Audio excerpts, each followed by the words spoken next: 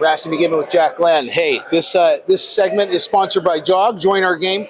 Want to give you a hat. Thank you. Appreciate that. You guys coming in as the 3, going up against Maryville. How did it feel just to get in and get the feet going? I mean, it's good. We had 2 weeks off there. Lots of practice, obviously. Traveled up on Wednesday.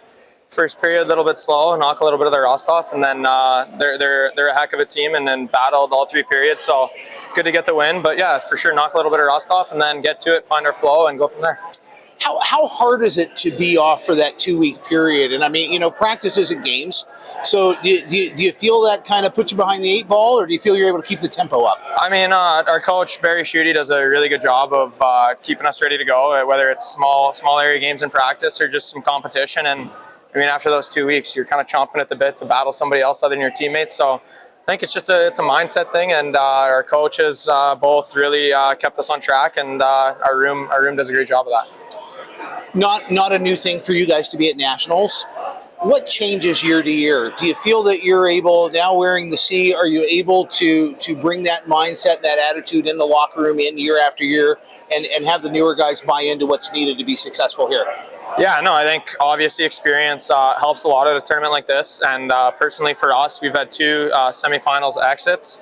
So I think learning from that and having our older guys kind of tell our younger guys, hey, this is what we've been doing, this is what works, this is what doesn't work, and for us as a group, honestly, it's just getting over that semifinal hump, and I think we're right there, and yeah, it's going to be good. When you look back, and you and I have known each other for a few years now, you went on that ACHA Team Canada to Armenia in 2023. You're in a locker room there with guys that wear the CNA all over the league. It's like it's almost like an all-star team. What do you take away from that even now, 2 years later, in terms of your leadership style? I mean, like you just said, it's every guy on that team either had a letter or could have had a letter, or probably is wearing a letter now.